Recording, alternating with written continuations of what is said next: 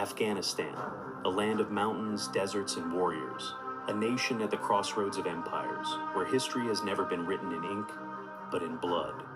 By the late 1970s, the world was frozen in the grip of the Cold War. The United States and the Soviet Union, two superpowers locked in a silent, deadly struggle for influence.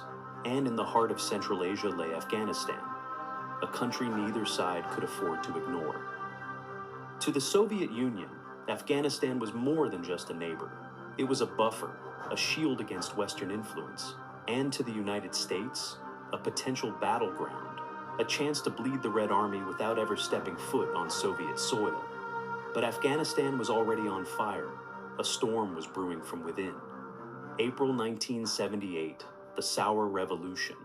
Afghanistan's Communist Party, the PDPA, seizes power in a violent coup. President Daoud Khan is dead. A new regime is born, promising progress, but bringing only terror. Within months, the regime begins a brutal purge. Intellectuals, religious leaders, tribal elders, anyone who dares oppose them, disappears. Thousands executed, tens of thousands more imprisoned. They come in the night. They take our fathers, our brothers. They say we must obey, or we die. Hafizullah Amin, the man behind the bloodshed, ruthless, paranoid. Even his own allies fear him. At first, the Soviets support the Afghan communists, but soon, even they begin to worry. The revolution is spiraling out of control, and Amin, he's unpredictable, unstable, dangerous. Then, something happens, a moment that will change history forever. Moscow receives a chilling report. Amin might be working with the CIA, a potential American asset, ruling just miles from the Soviet border. For the Kremlin, this is unacceptable.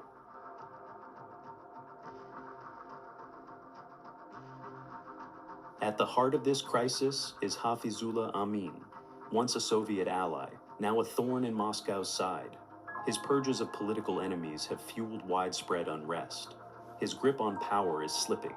Worse still, rumors swirl that he's in secret talks with the United States, potentially betraying the USSR. For the Soviet leadership, there's no turning back. They cannot risk losing Afghanistan to the West. The decision is made. The only way to save their interests and their pride is to invade. Creating high-quality content has never been easier. Our AI-powered platform generates stunning images, engaging videos, realistic voiceovers, and even code, all in seconds. Need a video? Turn text into dynamic visuals with AI. Want professional voiceovers? Generate them instantly with natural-sounding AI voices. Create marketing content, transcribe YouTube videos to text, and even automate blog writing, all with the power of AI.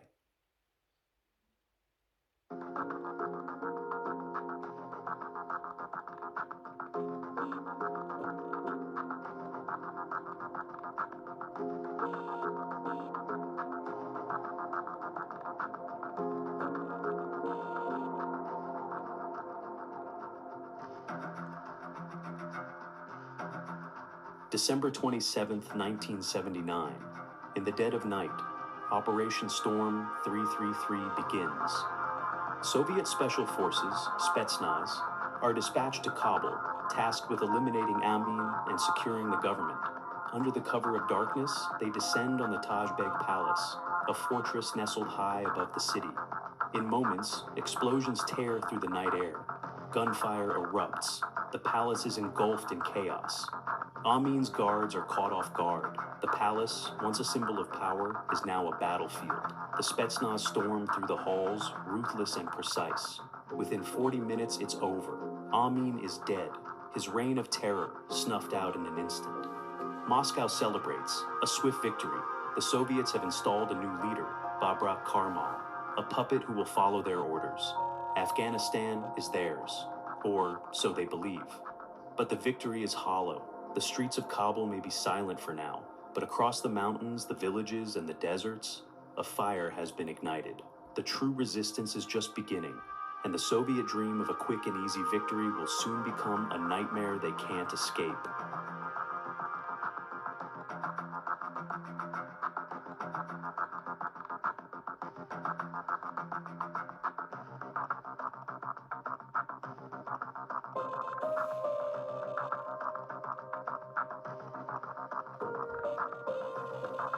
The old regime was gone, and in its place, Babrak Karmal, a man Moscow could trust. But trust means nothing when the people do not accept you. In the cities, resistance simmered beneath the surface. People whispered in the bazaars, in the mosques, in their homes. The Soviets were not liberators, they were invaders. And outside Kabul, far beyond the reach of Soviet control, Afghanistan was already turning into a battlefield.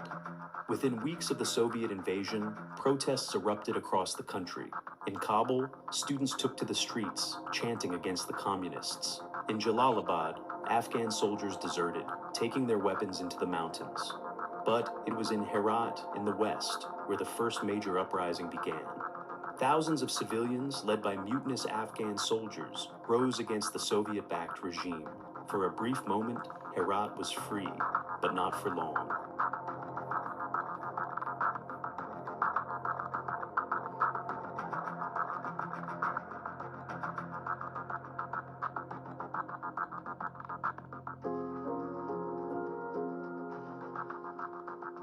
The Soviet response was merciless. Airstrikes, artillery bombardments, entire villages leveled. It was a message to the rest of Afghanistan. Resist, and you will burn. But if the Soviets thought fear would bring submission, they did not understand Afghanistan. The resistance was no longer just anger. It was war. Afghanistan is a land of warriors. For centuries, its people have fought off foreign invaders. Alexander the Great, the British Empire, now the Soviet Union. They call themselves the Mujahideen, those who struggle in the way of God. To the Soviets, they are rebels. To their people, they are freedom fighters. The Soviets had tanks, helicopters, and modern firepower. But the Mujahideen had something far greater: the land itself. Afghanistan's mountains, deserts, and caves became their greatest weapon. The Soviets were fighting an enemy they could not see, an enemy that struck hard, then vanished into the terrain. We don't know where they come from. We don't know where they go. One minute, it's quiet. The next, our men are dead. By 1980, the fighting had spread across the country. In Kunar, Soviet outposts came under relentless attack. In Kandahar, entire battalions were ambushed on the roads. In Khost, a full Soviet assault was needed just to hold the city. The war was no longer contained, it was spiraling out of control. Kandahar, the heart of the Pashtun South, became one of the deadliest battlegrounds. The Mujahideen controlled the countryside, while the Soviets struggled to hold the cities. And even in the cities, they were never safe. Urban guerrilla warfare. The Mujahideen didn't just fight in the mountains, they brought the war to the Soviet doorstep. Ambushes, car bombs, assassinations. Soviet soldiers were fighting a ghost, and fear began to take hold. In Moscow, the war was a peacekeeping mission. In Washington, it was an opportunity. The Cold War had found its newest battlefield, and the United States saw a chance to turn Afghanistan into the Soviet Union's own Vietnam. Operation Cyclone, the CIA funneled billions into Afghanistan: money, weapons, intelligence. The Mujahideen were no longer fighting alone. They had American-made rifles, Pakistani training camps, and soon, a weapon that would change everything. The Stinger missile. a portable, shoulder-fired weapon. Before, Soviet helicopters ruled the skies. Now, they were targets. And suddenly, the invincible Soviet army wasn't so invincible anymore. By 1982, the Soviet war machine was grinding to a halt. Every road was a death trap, every village a potential ambush. Soldiers who came thinking they were liberators now only wanted to survive. Moscow had underestimated Afghanistan. The Red Army was built for conventional war, not an insurgency. The longer they stayed, the more they bled. The Soviet invasion had begun as a show of strength, but now it was turning into a disaster.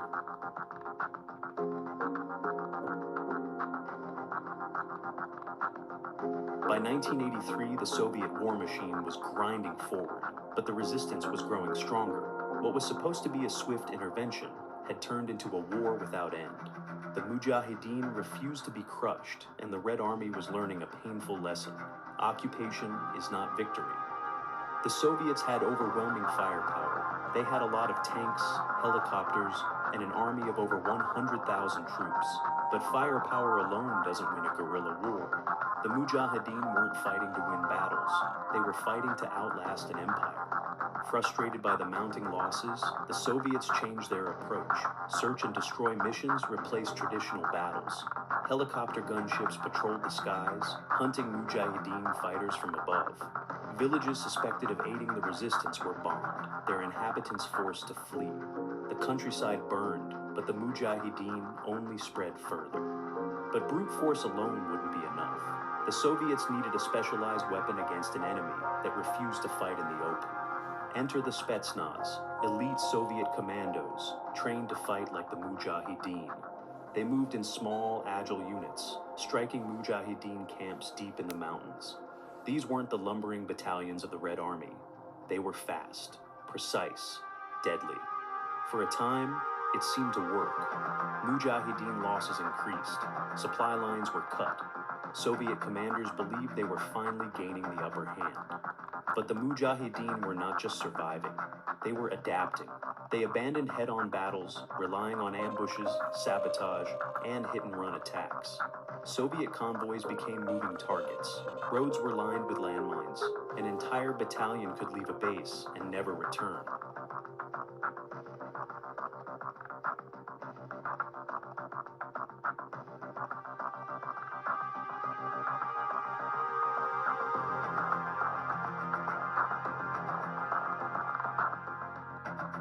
The longer the war dragged on, the more the balance shifted. The Mujahideen had something the Soviets did not: outside support. Weapons and funding poured in from Pakistan, from Saudi Arabia, and most importantly, from the United States. But this war wasn't just fought between soldiers. It was tearing Afghanistan apart. Entire villages were wiped off the map. The roads became graveyards of Soviet wreckage and civilian casualties alike. Over 1 million Afghans were dead. 5 million more fled, creating the largest refugee crisis of the Cold War. And yet, even in exile, the war continued. The refugee camps of Pakistan became training grounds. Young men, orphaned by the war, were handed weapons and sent back across the border. The Soviets thought they could break Afghanistan's will. Instead, they had only strengthened it. By 1985, the Red Army was stretched thin. The war had drained Soviet morale, resources, and its international reputation. It had become Moscow's own Vietnam, a conflict with no clear victory, only endless losses.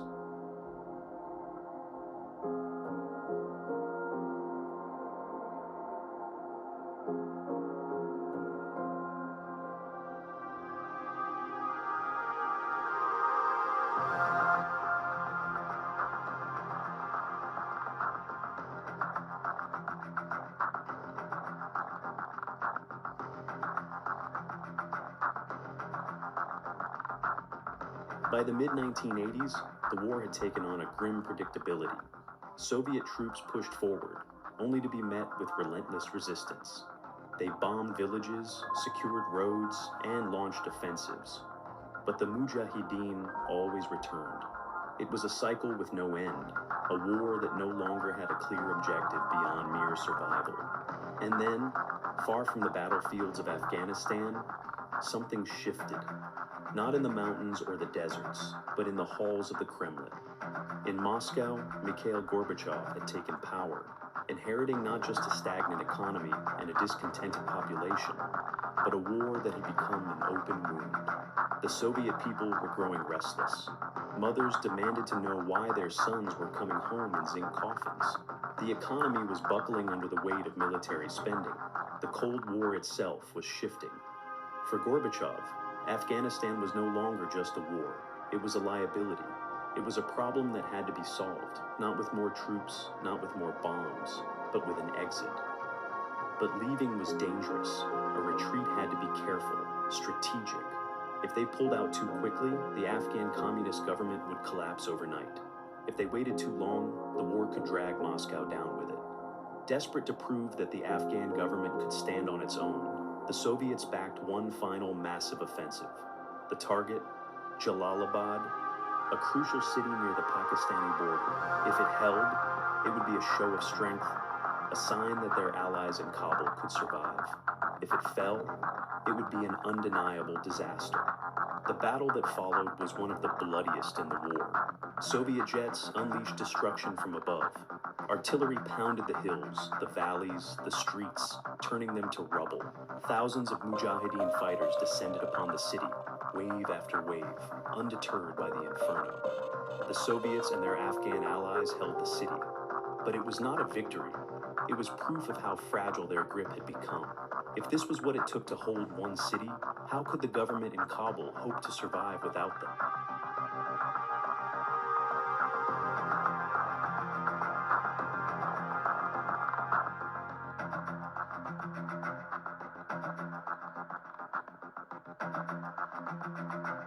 By 1988, the answer was clear. There was no victory to be had, only a way out.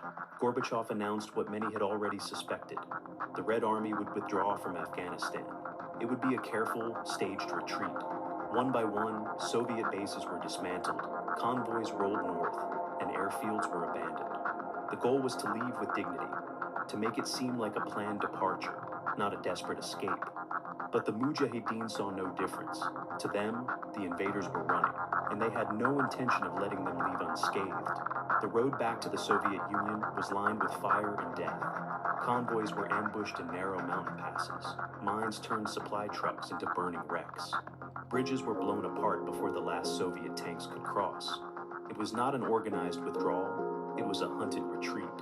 And yet, somehow, the Red Army did not collapse. They fought their way back, bloodied but unbroken, crossing the Amu Darya River in February 1989, the last Soviet soldiers to leave Afghan soil. No fanfare, no celebrations, just silence, and the weight of a war that had cost too much for too little. But leaving Afghanistan did not mean escaping its consequences. The communist government in Kabul, left standing on fragile foundations, would soon face its own reckoning. And back in Moscow, the war had left scars deeper than anyone realized. The Soviet Union had survived Afghanistan, but not for long.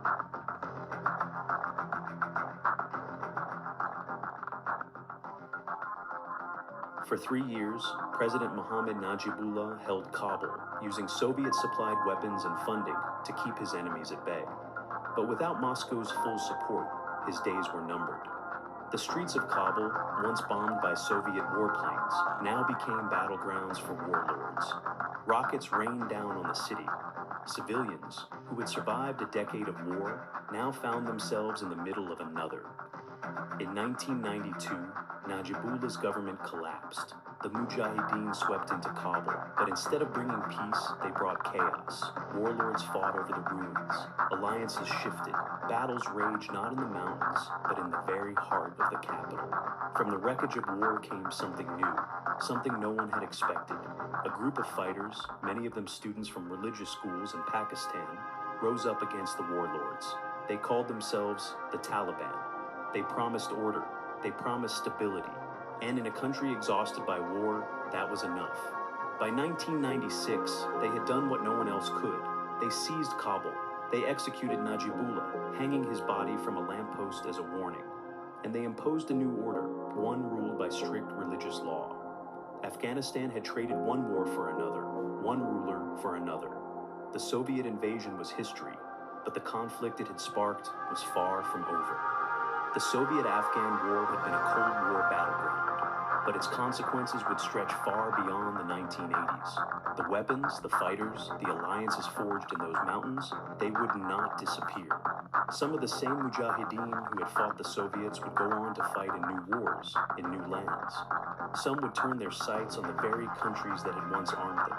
And one man, trained in the shadow of this war, would go on to change history forever: Osama bin Laden. The war that began with a Soviet invasion did not end with a Soviet retreat. It became something larger, something far more dangerous. It set in motion a chain of events that the world is still living with today. Afghanistan had once again proven itself to be the graveyard of empires. But for those who remained, there were no victors, only survivors,